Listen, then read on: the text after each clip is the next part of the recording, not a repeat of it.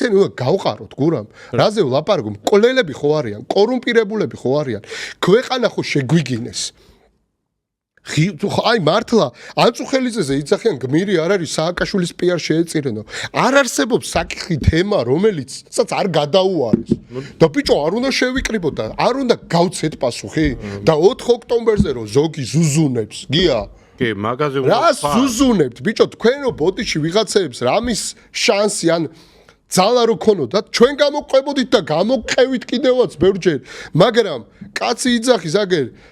პაატა ბურჭულაძე ღირსეული ქართველი